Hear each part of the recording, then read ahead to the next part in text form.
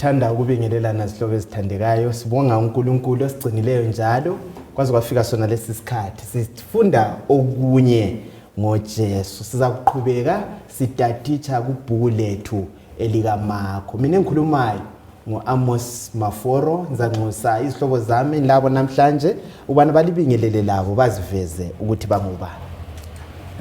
Salibonani balaleli, yabukeke ngegama lenkosi yethu Jesu. Siyabonga ukuhlangana njalo esifundweni sifunda kuMarko okhulumayo umfundisi Mila Dube. Salibonani bathandekayo, siyabonga elinye ithuba lokuhlangana esifundweni. Mina engikhulumayo nguMrs Siboneni Mhla. Salibonani sithandwa zezulu ngegama lenkosi. Sanubonga umlimi njalo sesihlanganisele kuleli viki. Okhulumayo nguSithembi Nkosithembe Elihle Sibanda. Asicimezeni sikhulekeni. Baba wethu sezilimi mdalo wezulu umhlaba. Sanubonga somandla isipho sempilo siphasona imihla imihla. Nkulunkulu ngalesi sikhathi sathu kufunda le Nkulunkulu ilesson. Nxusa umoya engcwele Nkulunkulu ukuthi asambulele somandla, asi-explainele ngcono Nkulunkulu. Khona ngithemba igama lakho. Amen. Amen. Siyabonga. Namhlanje sikusifundo sesine. Silokho siqhubeka izihlobo sikhangele ibhuku likaMarko lapho sithola amanye amaqiniso ngoJesu. Limnandi ibhuku leli esike sakuvumelana kuzifundo ezidlulileyo yikuthi libhuku lapho okulezinto ezenzakala khona ngesiphangiphangi, ngesikhiwa bathi it's a book of action. Libhuku elithathekisayo kangaka. uMarko uliloba elobela njalo abantu bezizweni. Namhlanje sake sikhangele imifanekiso, ama-parables. Sake sitatitshe ngemifanekiso. Kanti nxa sikhuluma ngemifanekiso, imifanekiso ikuyini? Nxa kuxoxwa ngama-parables, sabe sixoxa ngani? Kuyini okuthiwa ngumfanekiso? Siyabonga, imifanekiso ikulinganisa, yikusebenzisa izinto funa esizijayeleyo kodwa uzilethi ingcazelo ejulileyo. Umuntu uyalingisa nje nxa engakhangela isihlahla asisebenzise ekhuluma ngenkulumo eyenzakala abantu kodwa sebenzisa isihlahla. So ukusebenzisa izinto kuqukethe ingcazelo ejulileyo imifanekiso eJesu ayisebenzisa kuleli bhuku esingena kulo. Okay. Kwelakithi la ikeyasetshenziswa imifanekiso. Yeah. Kakhulu Maforo sisakhula ogogo bebesebenzisa kakhulu imifanekiso ukuthi balethe kithi izifundo ezithile. Ya kufanana lenganekwane ekade sizixoxelwa. Ngingaka even inganekwane engayethelwa ngimncane ilokhe ihleze engqondweni yami ngiyikhumbula. Abakhangela ngengqondo nge-psychology bathi khona ungangitshela ulutho ngilukhohlwe. Bathi nxa ulutho ngingalubona kumbe ngilubambe kumbe ngilulalele angingeke ngilukhohlwe. So iyo ingqondo uJesu azelayo ukuze abantu amaqiniso ngombuso wakhe kade waletha ya ejonga ukuthi angaphumi engqondweni zabantu yikho kade sebenzisa imfanekiso. Yenza ingqondo yamukele, kuyastick engqondweni, kuyahlala kuzike akukhohlakali. Right. Thembi. Ngikubonayo lapha ukuthi kulula ukuthi lintshele ngesihlahla engisaziyo. Right. Ngizasi understand kangcono. So ngibona lapha umlimi esebenzisa ama-parables. Ayezinto abantu ababenjani ababezazi then wasenjani wase-explainer. Yeah. Kunjalo. Yebo, esijudeni kusiko lesiHebheru kwakujwayelekile ukuthi abamthi ngurabbi nxa efundisa asebenzise imfanekiso. Kwakungaqali ngoJesu, kwakulisiko labo. Isiko lesiHebheru liduzane kangaka lesiko lesintu. So indlela yona lesa abadala ababesebenzisa lathi ukuthi sizwisise, ngizwa lisitsho njalo ukuthi kuncedisa ukuthi ukubambe ungakukhohlwa. uJesu yiyo enye yenjongo ayelayo. Yiphi enye injongo eyenza uJesu asebenzise imifanekiso?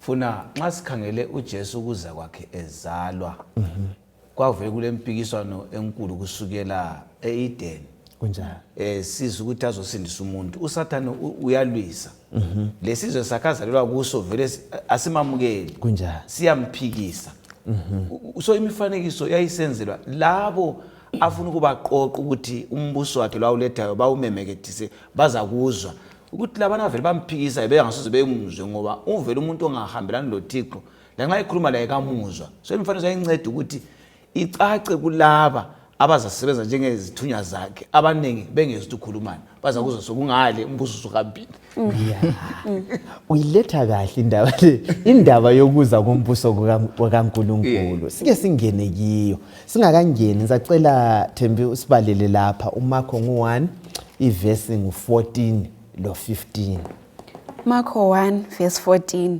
uJohane esephoselwe entolongweni uJesu waya eGalili ememezela izindaba ezinhle zikaNkulunkulu wathi isikhathi sesifikile umbuso kaNkulunkulu ususeduze phendukani likholwe izindaba ezinhle hey nansi indaba sihlobo zami indaba uJesu sizwani kuvesi le ukhuluma ngani nxa ikhuluma indaba yesikhathi wayitshoni sesifikile khuluma ngombuso kuyini esikutholayo lapha engikutholileyo ngisavala lapha ukuthi uthi isikhathi sesifikile ngiletha izindaba ezinjani ezinhle ezokuthi umbuso kabani kaNkulunkulu ususeduze right mhlobo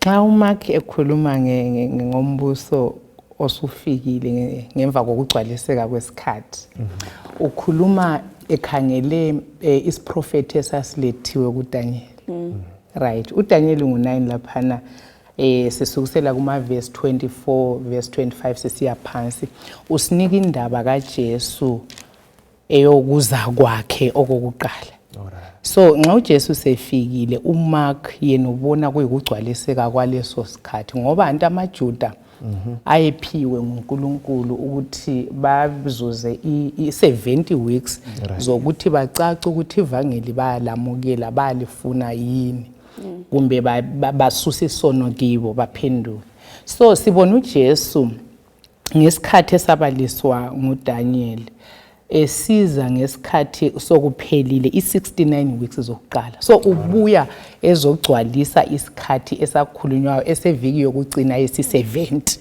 so yikho sibona laphana eqalisa iministry yakhe esilisa abagulayo esenzani so uMark ukukhuluma ukuthi umbuso kaNkulunkulu usufikile ngoba uNkulunkulu hle wasitshela izolo ukuthi umbuso lo uza kumanjani so nxa uJesu sefikile uMark ubona ukugcwaliseka kwelizwi likaNkulunkulu ngoMesaya sike sibe sengqondweni yamaHebheru yamaJuda le nxa sikhuluma ngembuso njengoba selethile sisiya kuDaniel ungasikhangelela kuDaniel ngo7 laphana mfundisi ukuxhuma laphana esavula uDaniel 7 ukuthi uJesu kuDaniel nalo wavele waprofit ukuthi yena uza buyazalwe abesequnywa lapha kweviki kugcwaliseka ku34 lapha uStephen ekhanda lapha so kathesi liyabona ukuthi into yakhona ihamba ithi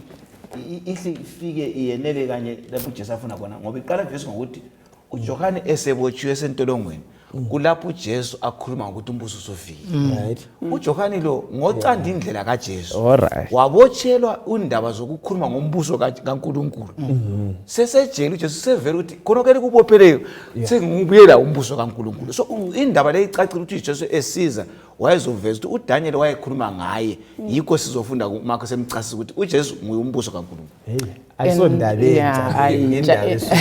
mina futhi engufundayo ukuthi iwatchi kaNkulunkulu maforo iyesabeka ngoba lanxa kwasokulindwa isikhathi sabasito kunganani ikuGalatia 4:4 akutshoyo isikhathi sesichayile uMark nxa estade isiprofeti sikaDaniel silandelelwe ukuthi kuza kuthi athi isikhathi sesifikile yikho sibona uJesu and iverse leyi isiprofeti lesesikaDaniel 9 mina yiso sodwa engisaziyo eBhayibhelini esiyiso esisinika exactly isikhathi sigcwalise isikhathi sokuthi uJesu azalwe aqalise iministry abhabhathizwe aqalise iministry afe lokho ede kukhulunywa ngumfundisi ukuthi uzaqunywa so ilizwi likaMlimo lilesiqiniselo esimangalisayo ngenxa yesiprofeti lesesivezelwayo hey siyabonga isikhangele lu7:27 sike sikhangele indaba yembuso lesixhumanisa lokho sesikuthintile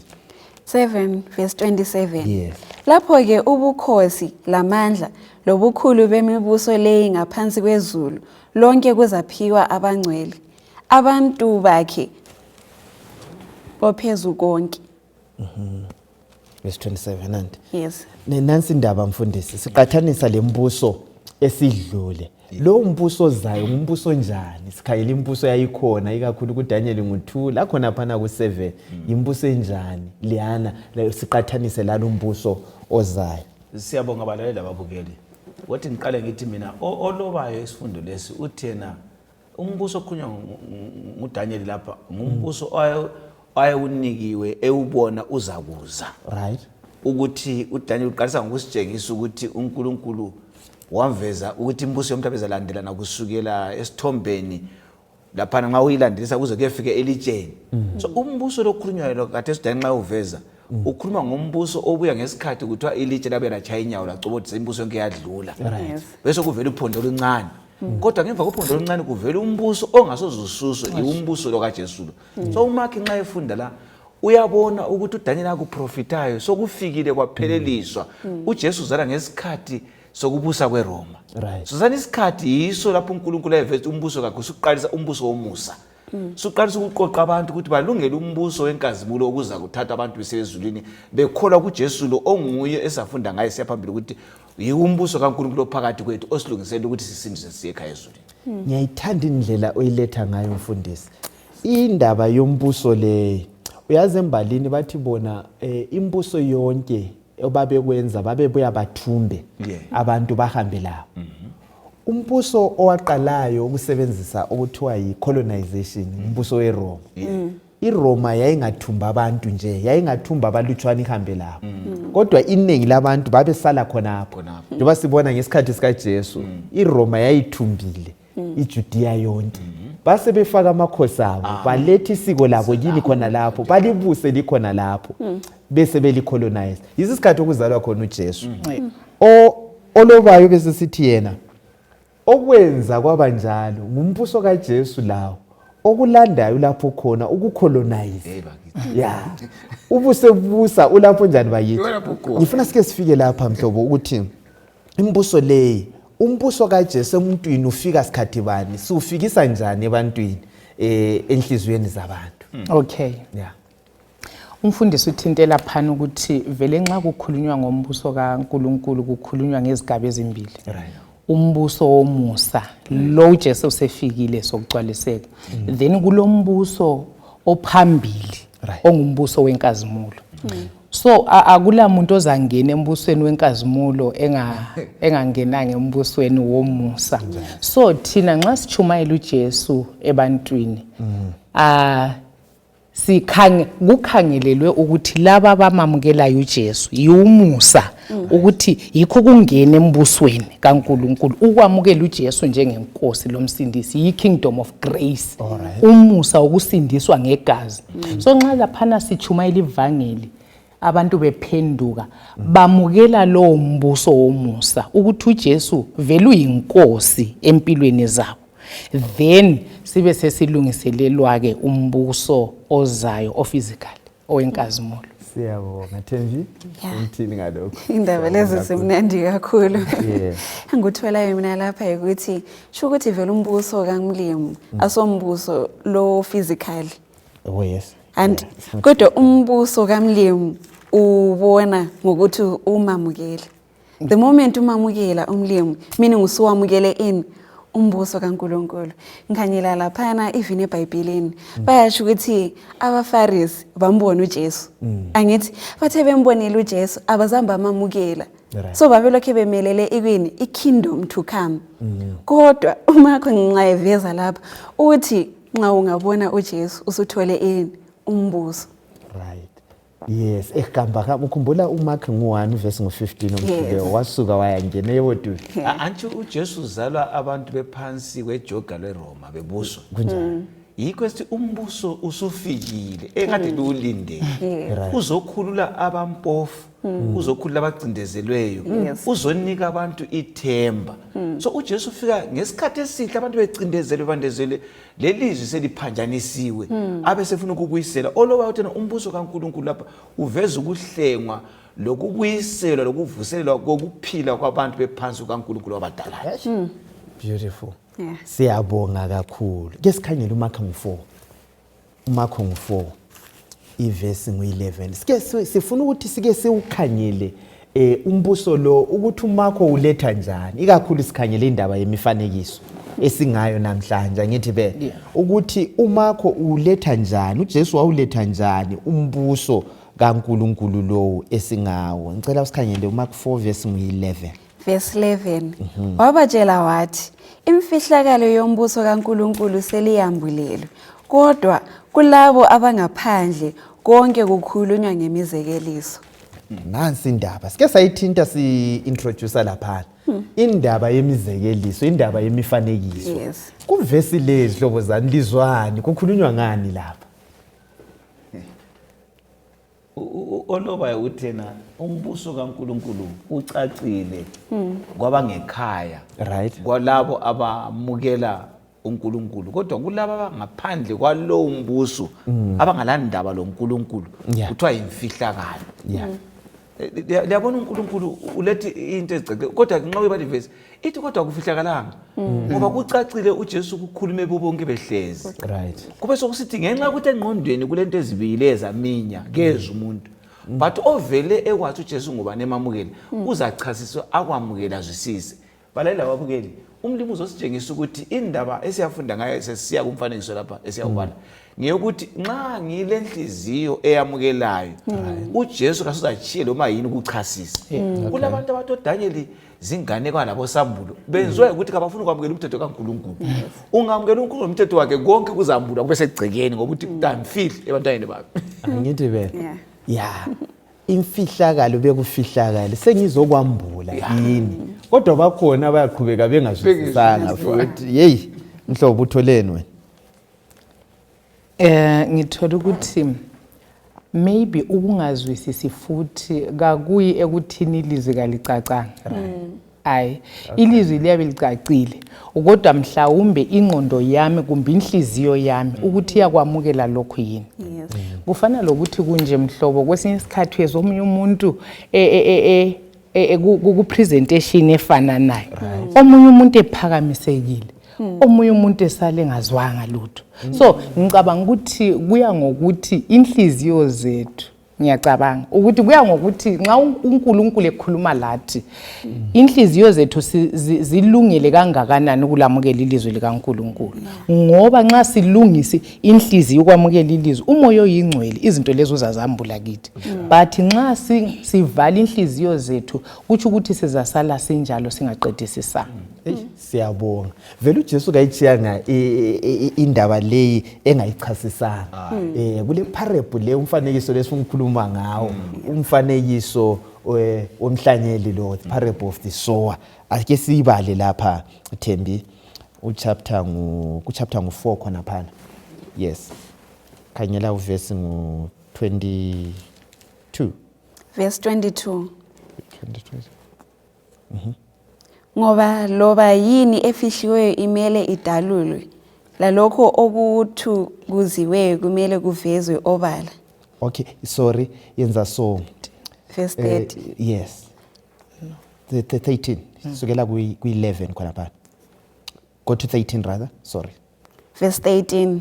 uJesu wasesithi kubo, "Kaliwuzwisisi na umzekeliso lo? Pho lizawuzwa kanjani loba iwuphi umzekeliso? Umlimi uhlanyela ilizwi. Right. Abanye abantu bafana lenhlanyelo esendleleni okuhlanyelwe khona ilizwi. Bonela ukuthi balizwe uSathane uyafika alithathe ilizwi elihlanyelwe kubo. Abanye njengenhlanyelo eyahlanyelwa ematsheni bayalizwa ilizwi bahle balamukele ngentokozo. Kodwa ngenxa yokuthi kabalampande bema okwesikhatshana kuphela kungafika uhlupho loba ukucukuluzwa komhlaba baphanga bawe. Right. Siyabonga lapho uJesu wayesechasisa indaba ekuMakho ngu4 lapha. Uyaletha umzekeliso angithi phela. Esewulethile umzekeliso inengi alizange liwuzwisise angithi phela. Wasethatha isikhathi ukuthi achasise. Yilokho umhlobo kade ukhuluma ngakho. Uthi lizwi libuya ngayiphi indlela. Asincedisane lapha mfundisi. Siqale lapha ikakhulu indaba yenhliziyo. Okokuqala kuthiwa uwela nga. Olobayo lapha usivezela ukuthi kule nhlabathi ehlukeneyo kodwa yonke inhlabathi kunjani singabuye ebantwini ekuphileni kwethu kule nhlabathi evundileyo kuleli vutshe kule nje ungayichasisa nxa uphosa inhlanyelo yonke yawela phakathi kwenhlabathi kube lokumanzi imile kodwa sokuchiyana ukuthi iwele ngaphi kwakhona. So uJesu lapha uchasisa ukuthi ilizwi lakhe nxa lichunyayelwe liwele ebantwini abayehlukeneyo. Umuntu nguyo inhlabathi kuya ngendlela umuntu ayiyo yona ukuthi wamukela njani leli lizwi. So ingcazelo yokuveza izwi kaNkulunkulu alikhethi umuntu liye emntwini wonke. Kodwa kwakhuluma lapha nomama lapha ukuthi kodwa indlela owamukela ngayo yeza veza ukuthi kuzaba lezithelo yini kumbe hayi. Yiko eqala lapha ngokuveza ukuthi enye iyawela egcekeni emhlabathini osegcekeni ibisichiswa lilanga enye iwele emeveni ihlatshwe ngameve ngayindawo enye uSathane uyayimuka nje ayithathe iphele bese lenye ezawela emhlabathini ovundileyo. So isikhuthazo esikhona ukuthi asizwisiseni uNkulunkulu akukhuluma sibe ngumhlabathi ovundileyo ngokuvuma lokho akutshoyo bese uthi umoya engcwele umilise ukhulise belezithelo zokuvuna kusasa. Uyazi mfundisi nxa ulandisa so ngizwisisa ukuthi vele into esike sayithinta ukuthi ivange umbuso kaNkulunkulu ifirst sigaba sawo indaba yenhliziyo. Ukuthi vele uthinta indaba yokuthi kule seed kule ntanga ehlanyelwayo lo mhlabathi khona lokho kusinika ivangeli lika Jesu osindisayo lenhliziyo yomuntu. Engufundayo lapha yilokho ukuthi iseed ile intanga ile yonke intanga ile impilo. So kungiyangitshela ukuthi ilizwi likaNkulunkulu lilempilo. Then bese ngizwisisa ukuthi la kuzamila kumbe la kungamili iproblem ayikho entangeni iproblem isemhlabathini. So kusinika kakhulu ukuthi kumele inhliziyo ibe ivume amandla kamoya oyingcwele. Mina ngiyakukholwa ukuthi umuntu uvele nxa esizwa ilizwi likaNkulunkulu umoya oyingcwele nguyo lamandla okumithambisa inhliziyo amtshengisa uJesu ngoba irepentance ukuphenduka kuvelela kumoya oyingcwele. So umoya oyingcwele angantshengisa uJesu osusa isono kuya ngokuthi mina ngizaresponda njani ngizathini ngakho. So ngingala angitshengisa ukuthi indlela ayayisiyo leyile ngale ngikhetha. So yikho kuvezwayo ngemhlabathi lechiyeneyo maforo ukuthi omunye umhlabathi uyabe kulidwala ukuthi akuvumi lokuthi kube lempande kungaze kube lempande nyana ilanga lifike kube lenhlupho kube lani umuntu sehambile. So bekudinga ukuthi inhliziyo zethu ngazi yavuma ukuthi khona lokho amatshe amathezi kwini kususwe enhlizweni zethu ukuze inhliziyo zethu zimilise leliyana intanga ikhule ibe isihlahla esilezithelo. So indaba leyana elake lichumayela ukuthi ilanga elifanayo liyancibilikisa imajarini lomise udaka kumbe isamende ilizwe lifanayo. So kusaya ngokuthi lifike lawe langa angithi phela. So wena lami mhlobo wami siyanxusa ukubana asibeni ngumhlabathi ovundileyo ngoba ilizwi liyeza kuwe ilizwi liyeza lakini. Thembi ubutholele lapho khona lapho kumfanekiso nalo kade uvezwa engikutholayo ukuthi asibeni ngezelela laphana asibeni ngabavumayo. Because umlimi uyenelisa umlimi wayenelisa ukuthi akhiphe amanzi phakathi kwedwala engehluleka ukuthi alungisise yami inhliziyo uyakwenelisa khona lokho. So kuqalisela kimi mina ngingavuma kuphela ukuthi umlimi kanjani angiguqulele inhliziyo akhiphe lawa amatshe ade khulunywa uMrs Mhlanga. Ngizalamukela ilizwi leli njalo futhi ukulamukela kwami kuphela kusoke kuphelele khona lapho. Ngizabonakala futhi ngani la ngama fruits ngezibonakala ngezenzo zami ukuthi hayi uThembi useyamukele ilizwi. Alright. Kusho ukuthi yikho phela uDavid wathandaza wathi Nkosi khupha inhliziyo elihle. Unginike inhliziyo ebuthakatha kuze ngamukele. Awube umthandazo wethu balalela babukela ukuthi indaba yelizwe kaMlimo kumbe kutshinyayele kuhlangabeza isabatha kumbe kusemfeni kodwa lelizwi Nkosi ngicela inhliziyo yamukelayo ngoba ngifuna ukungena embusweni ungena ngelizwi eliyakhile umbuso wethu.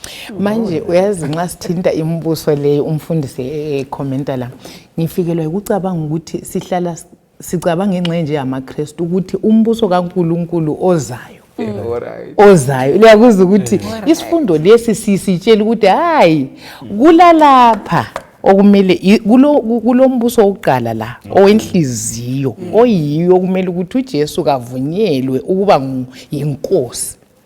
Nxa sesiyabusa ke ku physical kingdom ephambi kwethu vele uyabe yinkosi yethu. So ngibona idanger ingozi ekuthini singabe sifisa ukulungiselela ikingdom of glory kukanti kasingenanga embusweni womusa. uJesu kanikwanga indawo kasidelanga isono. So mbone ngani kuyi challenge kithi balaleli lababukela ukuthi kasamukeleni uJesu ngokuphelela kasizinikeleni ikhathesi embusweni kaNkuluNkulu kungenwa khathesi kuthi ukuthi ungangena egedini lokuqala susiya la kwelesibili akula muntu olungisele ukungena egedini lesibili engangenanga kwelokuqala kunjalo.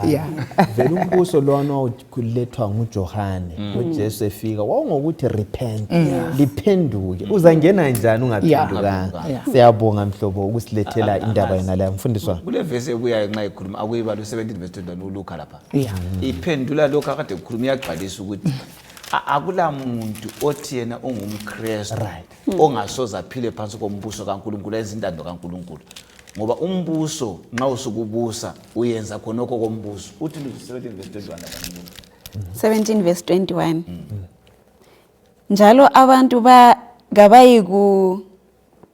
gabayikutsho bathi nanku lapha loba bathi nanku laphana ngokuba umbuso kaNkuluNkulu uphakathi kwenu. Haleluya. Anti yabona nje uJesu usephakathi kwenu uyumbuso kaNkuluNkulu lingawukhangeli kusasa kumbe ngale. So nxa sengiphila sengiphendukile sengisembusweni kaNkuluNkulu so engikwenzayo ngokwakitho kwembusweni ngeke ngakuthinta ngathi uyabona nxa usemhlabeni ubuswa usekwelinye ilizwe ngithile eZambia beleAmerica uphile okweAmerica kunjalo ugqobo kwaMary ususenzwa ukuthi umbuso lo yakubusa umKristu angaba ngumKristu ongabuswa nguJesu ngelizwi lakhe kuthi ukuthi kangeke aphenduki umbuso okaMlimo uthi sengikhona philani ngami. Nxa ngikuzwa mfundisi uthi ukuthi nxa sesiphendukile isihlobo lensindo esilayo siphikisana ukuthi kugqokwe njani kudliwe njani siziphathe njani kwenza imbuzo ebuya emntwini ongekho embusweni. Nxa ususembusweni kuyazenza uyakwazi lemithetho yakho and uyakuthakazelela ukuthi ukwenze right. 10 khona phana kuMakho sike sikhangele omnye umbuso lesivuthiwe le yangithi phela eshowa le sike sikhangele lo mbuso lo singakafiki khona laphana ukwabala uverse ngo22 yangithi phela phiphinda uverse 22 verse Marko 4 verse 22 uthi ngoba loba yini efihliweyo imele idalulwe lalokho okuthukuziweyo kumele kuvezwe obala. Right. Ukhuluma ngombuso wakhe la angithi phela lezi zinto ebezimfihlakalo azisayimfihlakalo angithi phela ziyakuzwisisa yilabo abaloyisa kunjani bakithi ukuzwisisa. Sesikhulume ngomhlabathi lo akuzifake ku position yokuthi uyafuna ukulizwa ilizwi. Labanye abantu mfundisi abalenkani umuntu aphikisa inkani into isegcekeni you know ayibuza ibhasi ibhaliwe nje isegcekeni lapha ukuthi singancedisana njani labazalwane abafika kuleso sigaba ngumoya uphi wona lo. Ngifikela kuverse 14 oka 25 uMahubo uthi yena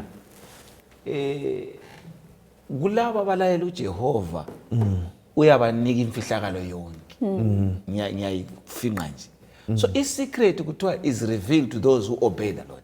Right. So ungabona umuntu elenkani Right. hayi ngapho kuThixo ikufihla kale kayizwa uThixo uthena nxa sesihamba ndawonye ngizambula amaqiniso inkani izabuya njani mina ngileqiniso kamnike ukuthi akwenziwa nkani la kuyalalelwa. So indaba eyenza abantu siphikise yikuthi kasikho embusweni kaNkulunkulu ngokugobela intando yakhe. Kwenye indawo umloba yokuthena umbuso kaNkulunkulu yintando kaNkulunkulu. Yes. Yikho nxa siku chapter 6 Matthew sithi thy will be done. Sithi umbuso wakho mawuza. Nxa intando kaMlimi isiphakathi kwami singumbuso kaNkulunkulu zakwe intando yakhe. Siyabonga. Usichazela kahle. Akula lutho olufihlakeleyo sihlobo esithandekayo. Sike sakuthinta kukodwa edlule sikhangele ibhuku lika Sambulo. Abantu bayahamba bethi ibhuku lifihlakele hayi isambulo.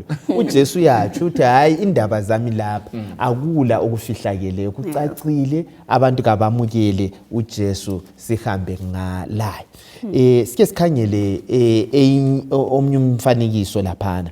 Ngicela ukhangele uverse ngu29 siku chapter ngu4 verse 29. Kuthi amabele angavuthwanga iyawahemula ngesika ngoba ukuvuna sekufikile. right. Ngalele ku28. 26. Sukela ku26. 26. Waphinde wathi umbuso wezulu ufana lalokho. Indoda ihaza inhlanyelo emhlabathini. Ebusuku lemini ingabe ilele loba ikhanyele inhlanyelo iyamila ikhule loba yona ingakwazi ukuthi kwenze kanjani. Umhlabathi uyiwo wodwa uthela amabele kuqala ikhaba kuze isikhwebu bese kusiza izinhlamvu ezimbeni. Kuthi amabele angavuthwa iyawahemula ngesika ngoba ukuvuna sekufikile. Right. Nansi enye indaba elapha sihlobo esithandekayo. Kumavesi la kuyini esikufundayo? Kuyini okwenzakalayo ngombuso kaNkulunkulu? uJesu usebenzisa omnye umfanekiso wezilimo uchasisa indaba yombuso wakhe. Lapha ke ku verse 26 ngizwisisa ukuthi indaba le yi process. So once off and ukuthi kwenzakala khonapha kuhle kuphela. So nxa esithi lapha kuyahlanyelwa kumile kodwa kungaziwa ukuthi njani. Kulapha embona khona mina amandla kaMoyo oyingcwele endabeni yokusindiswa kwethu. Ngoba ilizwi likaNkulunkulu lingahlanyelwa sike sathinta ukuthi lile life principle liyaphila. Right. So amandla liyafakwa emhlabathini then umoya oyingcwele nguyolimilisayo. Phela irepentance ngekamoya oyingcwele uNkulunkulu ophendula inhliziyo zabantu. So umoya iseed nganxa amandla elife principle iyamila. Ingafika esigabeni sokumila kuthi ukuthi isigaba sokumila ukuthi umuntu avume ukudela isono amukele uJesu enhlizweni yakhe. Yikho kumila kwentanga. Then abesesithi kube sokusiba le blade and kuthi iblade okokuqala iye isigaba sesibili then le full corn. Engikuzwisisayo yilokho maforo. Ungananzela indaba yokusindiswa kwethu ilezigaba ezintathu. Umuntu engamukela uJesu kuthiwa yi-justification. uNkulunkulu uyadeclare ukuthi lo sengamukele ngenxa yegazi sesindisiwe. And abe sengena ke esigabeni sesibili okuthiwa yi-sanctification lapho angcweliswa khona okuluhambo loNkulunkulu isono sesifa insuku zonke umuntu ekhula ekufaneni loJesu. So yikho lapho umloba kulethayo ukuthi then the ear ngamakhwebu laphana isihlahla kumbe iplant ikhula ngokufunda ilizwi likaNkulunkulu. UmKristu kumele akhule ayazi intando alahle isono akhule akhuleke asheye ilizwe. So igrowth ukukhula lokhuyana kubiswa yizo zona lezi zinto ezintathu engizithinta. Then abesesithi then after that the full grain yisisigaba ke sokuphela ese glorification. Ngoba uverse 29 uthe nxa sokulethwe sokuthelwa isithelo sokuthathwa ke isikela kunjani kuvunwe. So yiso isigaba sokuthi nxa usamukela uJesu singena kuzigaba zona lezi ezintathu up to siyengena embusweni wenkazimolo esiwuthenjisiwe. All right. Siyabonga.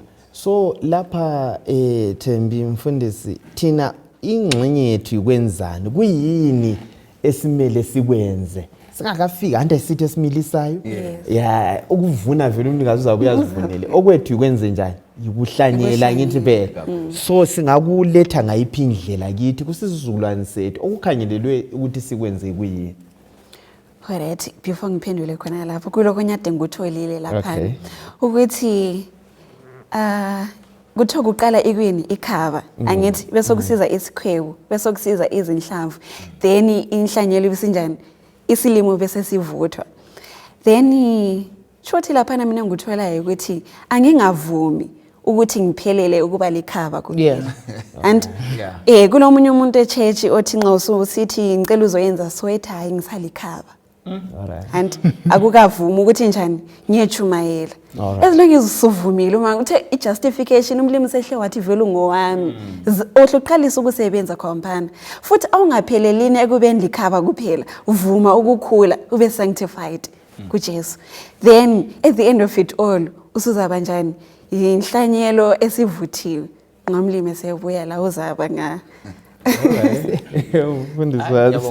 lapha ufaka kutophele ukuthi kumele ngale ukuthi Sathane angimisi ukukhula ngoba indaba enhlanyelo efakayo lapha itshengisa ukuthi indaba yesiKristu kuyakhulwa kusuka entangeni bese kumila kuqalisa ukukhula kuze kuyevunwa so umuntu usuka ekwamukela uKristu Jesu abesephila impilo kaKristu ngendlela yipi yokuba lilizwi yokuphuma ayefakaza yokuphilela uNkulunkulu kuzinhlelo zonke ezenziwayo so kuthi ungabona umuntu esala ukukhula ekukholweni uyala inhlanyelo kaNkulunkulu ayikhuluma ukuthi inhlanyelo zonke sizibona zijumayela thina ukuthi khulani njengathi ngoba nathi safela kuThixo so insila lesinikwa ukuthi balalela wabukeli asivumeni ukuthi ngingami ndawonye umlando esilawo yikufakaza uJesu ngombuso wakhe ngandlela bani ukuphuma ngiyekhuluma ngandlela bani ukugqoka kwami ngandlela bani ukudla kwami lo mkuhlala kwami labantu kuveza ukuthi ngisembusweni kaNkulunkulu ngoba ukuthi usephakathi uJesu Kristu indlela aphile ngayo labantu lathi siphile ngayo. Ukuphendula futhi lapha na umbuzo ngicontinue ukuthi mina ngalesi sikhathi lami somele ngifakaze ivangeli likaMlimo kumaviki esikesa esidlulekiyo sifundile ukuthi uJesu waphuma ezizweni zonke wayenzani wayafakaza so ngalesi sikhathi lami sokumele ngenze njani ngiphume ngiyefundisa ilizwi likaNkulunkulu so irole yami ngalesi sikhathi ngiyokuthi ivangeli likaMlimo kalihambe. Yes. Sihlobo esithandekayo nansi inkuthazo mina lawe asisukeni sihambeni siyefakaza sisakaze lona leli vangeli vele umhlabathi nxa ungovundileyo umhlabathi olungileyo akwenzeki ukuthi isilimo singakhuli yeah growth is inevitable so thina asizifakeni esigabeni esiright okhulisayo omilisayo ukwathinta ngumoya oyingcwele uyakhula asibende inhliziyo ezivumayo ezithobela intando kaJehova singabi njengababhali labafarisi babe sithi bekuzwa lokho bahle bamelane lakho angithi be imlimo asenzele ngicela ukuletha okunye okufikayo lapha ukuthi nxa bafowethu lapha bekhuluma ngendaba yokuthi singavumi ukuma ekukhuleni but mina yazwisisa ukuthi yona le into esike sayithinte ukuthi kwesinye isikhathi intanga yathi yamila sifuqwe lilitshe kumbe sihlatshwe ngameva ife mbone ngani kusinika even umfanekiso we great controversy impikiswano esiphakathi kwayo ukuthi vele uSathane uyalwa kasozabukele kuphela isilimo sikhula sithela egoqa izandla so anti ku Christ object lesson iyaveza ukuthi khona lokho esithi ngameva ukuchoka isilimo amakhezi inhlupho inkanuko imfuno so uSathane ku process ye growth le uyalwisa kakhulu ngento ezinjalo. So njengamaKristu bekufanele ukuthi sifight kakhulu ukuthandaza lokufundwa kwelizwi kuzagcina umKristu enqoba futhi ekhula. Sike safunda kusifundo esipheleleyo ukuthi uJesu waphila impilo enjalo eyokunqoba ngokuthandaza la ngokufunda ilizwi. Wasisethela iexample ukuthi le hambweni lolu ku growth leyi okumele lingene kiyo likhule lithele izithelo bekufanele ukuthi likhule kanje. But kulapho esehluleka khona njengamaKristu amaningi kuyasehlula ukukhuleka siyakukhuluma ukuthi kumele sikhuleke but ukwenza ngokwakho lokudela isono lokufunda ilizwi impilo yethu iminyezelekile kangaka ngenini izinto eziningi esizidinga size sehlule ukufundisa. So yikho kwenza ukukhula kube nzima kakhulu sale singama dwarf right yeah sikade esiKristwini safika but isihlahla sakhona asilazithelo sala singaka vele ngaze. So uhlupho lapha namhlobo ukuthi umhlabathi esikiwo yiwo wrong angithi kasisukeni khona umbehlanyelwa kakuthi asivumeni inhliziyo angithi sibe receptive samukele siyabonga ukusabela lokho kunenge esihlangana lakho empilweni yona le ubunzima evangelini uJesu wahle wakhuluma ngakho lokuthi singanqoba ngayiphi indlela lokuthi singanqoba ngayiphi indlela ufuna ukusho okuthile mfundiswa ucine lapha na balo verse 29 ekhuluma ngokuthi right ususiya ku30 ngangona sibale ukuthi kuzabuthwa right isivuno yes lento efika ila ngona ke baliqala uyiqedise lapha 29 kuthi amabele angavuthwa iyawahemula ngesikela ngoba ukuvuna sekufikile. Waphinde wathi siza kuthi umbuso kaNkuluNkulu unjengani kumbe sizasebenzisa umzekeliso bani ukuwuchaza. fika ku32 Unjengentanga yemustard encinyane kulazo zonke izintanga ezihlanyelwa emhlabathini. Kodwa uma ihlanyeliwe iyakhula ibe isihlahla esikhulu kulazo zonke esivandeni. Sibe lamagatsha amakhulu ahlalwa emthunzini waso wezinyoni zezulu. Izinyoni zezulu. Nansi inye indaba elethwayo. Indaba eke yaxoxa iminyaka eminingi kakhulu ifundiswa indaba yemustard seed angithi be right kumfanekiso lo kundatshana le sifundana namhlanje sithe sikhangela imifanekiso ethile yendaba ezazilethwa lapha bathi bona umfanekiso iparable bathi indaba yalapha emhlabeni elincane okwezulwini angithi la undaba le yakubona lo umhlaba lokho ngakufundanise primary lo yes kuyini okuqukethwe kwindaba yona le ye-mustard seed yes oloba lapha uthena inhlanye ngintanga okuncane right uthe mustard le uthi nxa ungakujika emhlabathini kuthiwa kuyakhula kukhule kuze kube banzi kugcwale kube lama branches cine kusiba lezithelo abeselinganisa ukuthi ilizwi kaMlimu linjalo likaNkuluNkulu.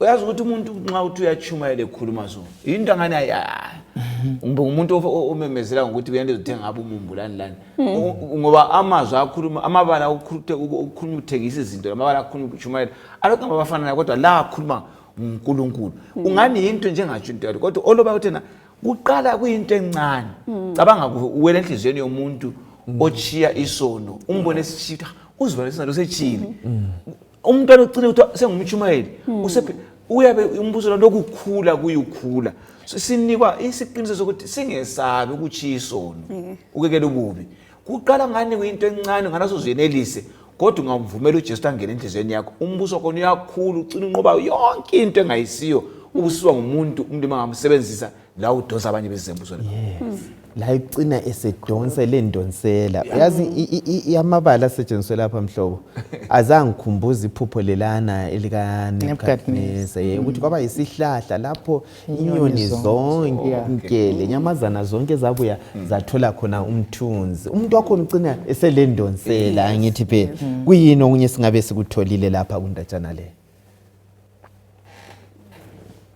funa nxa becabanga ukugcwaliseka kombuso esakhuluma kule mcabango ofika lapho ukuthi ukugcwaliseka kombuso okhulunywa nguMarko la ukuthi umbuso lo sikhuluma ukuthi uqalise kufika kwaJesu alright uJesu efika uqalisile umbuso lo waqhubeka. uJesu uyasikhuthaza lapho ukuthi kasamukeleni umbuso wakhe ngoba ubukhona bakhe emhlabeni yikusungula kombuso wakhe esithe ngomusa. Okuzayenza ukuthi ngiyefika kumbuso wenkazimulo okuza uJesu kwesibili sebutha umhlaba ngiphila kumbuso womusa ngihamba la uJesu. So abantu abangafuniyo ukwamukela umbuso kaNkulunkulu ngokuphila umbuso womusa kakusoze kuvume ukuyamukela umbuso wenkazimulo ukugoqa komhlaba wonke. Ngeke ngathi mina ngikhuluma ngathi emhlabeni umuntu obusy ngombuso yemhlaba umbona ngokumbatha kwakhe. Umbona ngokumela lokho ayikho khona uyakukhuluma noma esebhasini kathuli ngoba ufuqwa ukuthi kukhona okumbilayo. AmaKristu angilalela lami ngikhulumayo kathi sathula kutheni sesilo Jesu umbuso omusa ukuthi sichisono sibiza abanye kasigijimeni ngevangeli kasigijimeni ngokukhuluma ngoKristu ukuze umbuso omusa lo uqhelise umbuso wenkazimulo esihambe ekhaya. Uqinisile mfundisi vela kuvumi nxa efikile kuhle kuhle ngithi phela akuthuleki banengi uJesu ayebasiza ebatshela ukuthi bangakhulumi kodwa bahambe benjani bayi akuthuleki. So sichasisa mhlobo. No, mina engikutholileyo ngikhangele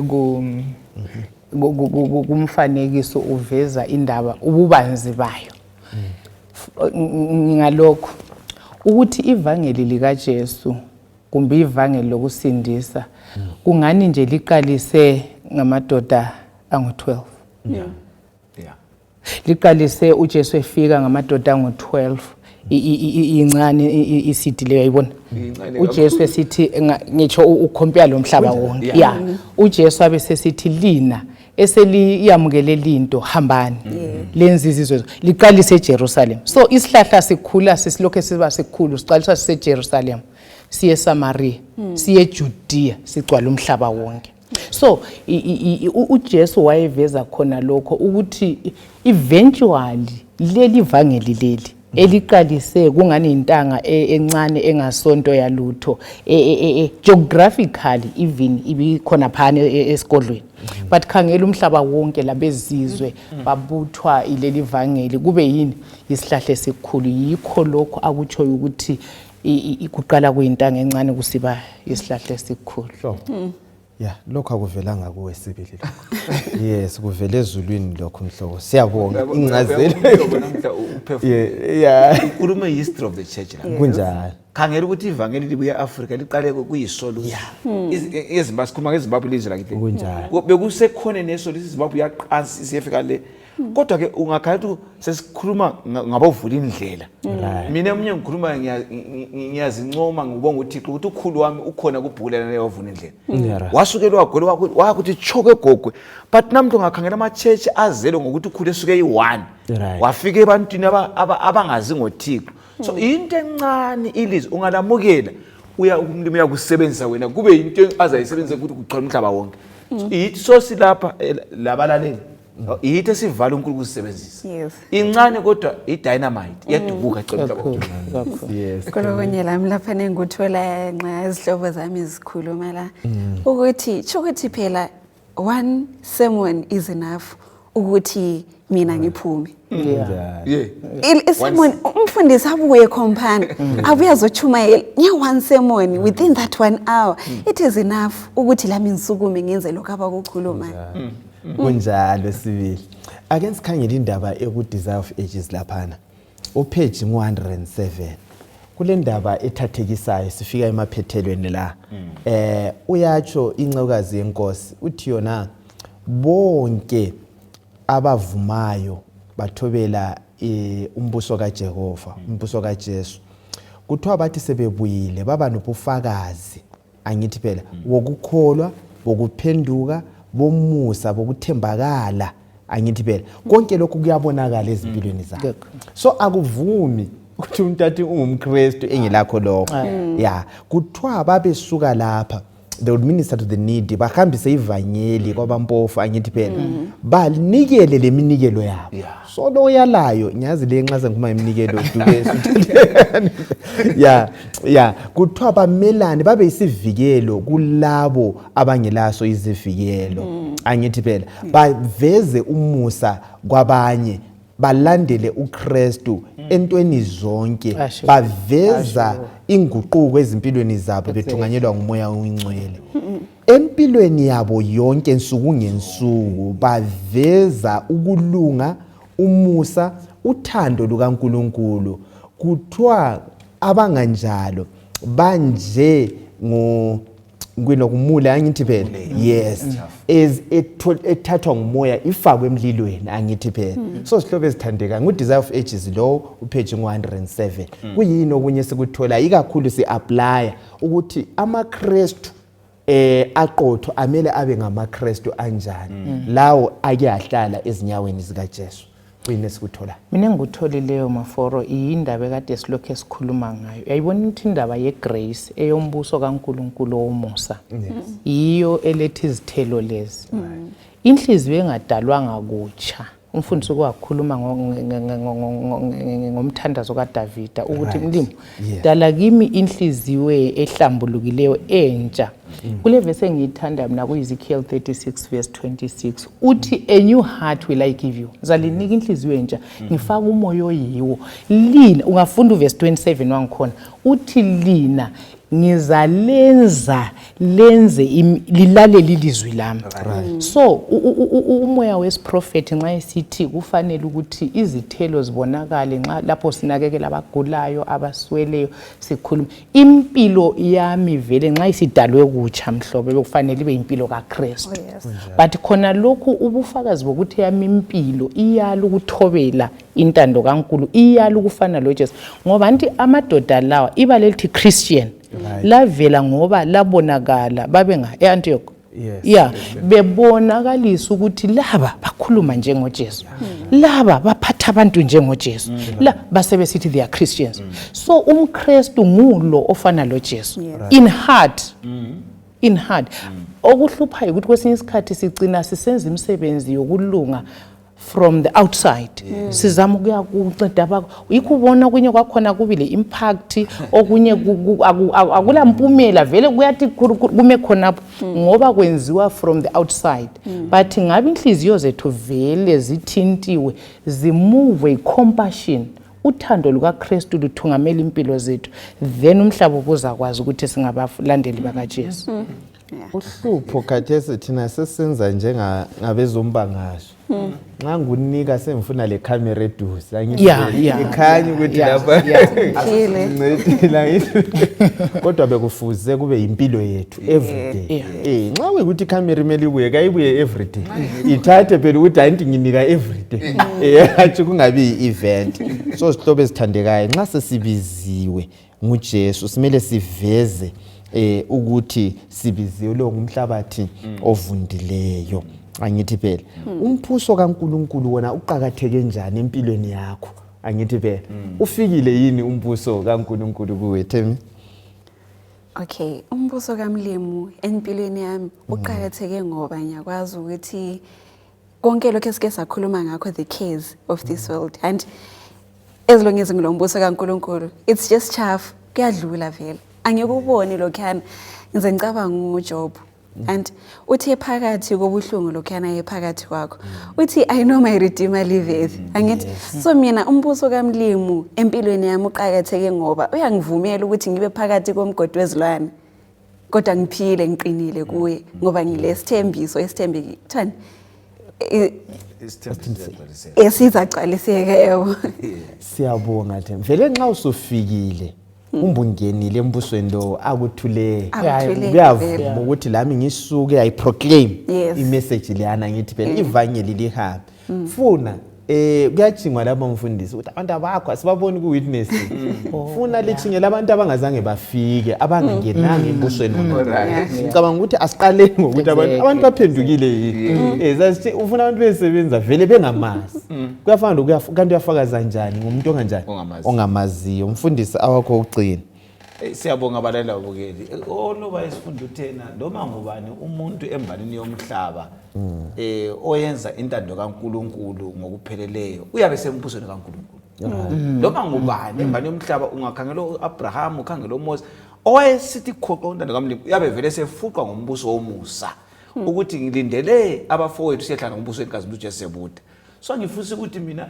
asikhulekeni singabi ngumule umule ubuphakathi kwebele lawo wavuna wasuka ensimini wafika esiphaleni so kumele ukuthi ugcinakale wasulahlwa abaningi sahlala echechi iminyaka emide bazalwane sihlabele senzeni kodwa umbuso wenkazimulo uzasikhutha nxa inhliziyo ingalungiswanga ukuthi uJesu ahlale phakathi ya mlima sisize siyabonga Mnali Thembi engilawo ukuthi umbuso kaMlimu ubuye le redemption le restoration othi ukuthi empilweni yethu khathesi asivume nini ukuguquka ngoba umbuso kaMlimu vele dala waba khona thina singakabi khona umbuso wawusunjani wawusukhona so okumele sikwenze khathesi okungumthandazo wami mhlawumbe umthandazo womunye umuntu olaleleyo khathesi ukuthi vuma uthi urepente wenzele ukuthi umlima njani akuhlenge then ubuso siba lawe part of umbuso lo mhlobo siyabonga awamawugcina ekukhuthaza ukuthi njengababukeli labalaleli ya umbuso kaJesu usufikile so akula ngenye indlela esingawukhangelela ukuthi ukusasa siqala singene namuhla nxa siyizwe inkosi sincenga kasingazenzi inzibe lukhuni inhliziyo zethu kasamukeleni uJesu ngomoya la ngeqiniso ukuzazi azakhele ngakithi angaba yinkosi yempilo zethu namuhla nguyinkosi yethu ikusasa lephakade yonke siyabonga sihlobo esithandekayo isifundo esimnandi lapho kade sifunda khona ngemifanekiso asizeni njalo kuvikela izayo lapho esiyakufunda khona ngezimanga ezazisenzakala olwandle ngithi phela izimanga uJesu azenzayo olwandle izifundo lezi zimnandi kuzasincedisa sihlobo esithandekayo ukuthi sibe ngamaKristu angcono silokho silincenga silikhuthaza ukuthi asitathitsheni sonke sizwe okunye ngoJesu nxa kukhona esifuna ukukubuza thina siyabe sibuka ku YouTube lapho asifakeni imbuzo yethu khona lapho sibuze siphathiseke thina esiyabe silalele ama-audios nanzi number 0772778698 0772778698 singayiletha imbuzo sincedisane la lokho esingabe siyakubuza umlimo lomusa angani angabalathi sacela mhlobo usivalele ngomthandazo asikhulekenini baba wethu oyingcwele okhona ekhaya ezulwini siyasibonga sona lesi sifundo kakhulu sibonga ngokuthi uJesu uweza ukuze asikhulule emandleni esono asibuyisele kulokho owawusidalele khona esasiyikho khona sibonga isacrifice enjalo sibonga umusa wakho lothando lubanzi olujulileyo osithande ngalo nansi sifundo sicela umoya engcwele asitolike ngcono ukuthi sonke sizasizwa sisilalele khuluma imfihlakalo yezulu siyamukele bese siphilela wena namuhla ukuze siyephila lawe kusasa lephakade yonke ngayo uJesu siyabonga amen amen